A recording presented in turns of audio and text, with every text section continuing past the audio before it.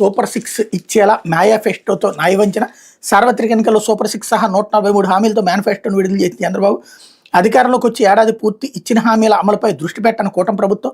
Super 6 అమలు చేయకుండా ఇప్పటికే 81,397 కోట్లు ఎగ్గొట్టిన సర్కార్. బీసీ, ఎస్సీ, ఎస్టీ, మైనార్టీ వర్గాల ప్రజలు, మహిళలకు నమ్మక ద్రోహం, ఫీజు రియంబర్స్మెంట్ నిధులు ఇవ్వకుండా విద్యార్థుల జీవితాలతో చెలగాటం, ఉద్యోగులకు ఐఆర్ లేదు, 4 డిఏలు పెండింగ్, పేదలకు ఒక్క ఇల్లు కట్టింటే ఒట్టు, కాపులకి మొండి చేయి, ఆరోగ్యశ్రీ నీరుగార్చేసి ప్రజారోగ్యాన్ని గాలికి వదిలేసిన దుస్థితి, పంటలకు గిట్టుబాటు ధర దక్కక రాష్ట్ర వ్యాప్తంగా రైతుల ఆందోళన, పెంచమంటున్న విద్యుత్ ఛార్జీల బాధలు, 15,485 కోట్ల భారం, మేనిఫెస్టోను మోసఫెస్టోగా మార్చారంటూ ప్రజల ఆగ్రహం, ఏడాదిలో ఏమీ చేయకపోగా సంబరాలకు సిద్ధం అంటే జగన్ సర్కార్ తొలి ఏడాదిలో 95% హామీలు అమలు అన్నటువంటి వార్తని హైలైట్ చేశారు. ఇక్కడ ఇవాళ ఎందుకు పెట్టుంటారంటే వాస్తవం మన 12వ తారీఖుకి ఏడాది అయింది, ఆ రోజున సంబరాలు చేసుకోవాలి. బట్ ఆ రోజున వేరే ఇష్యూస్ రావడం వలన ఆ సంబరాన్ని క్యాన్సిల్ చేసుకోవాల్సి వచ్చింది.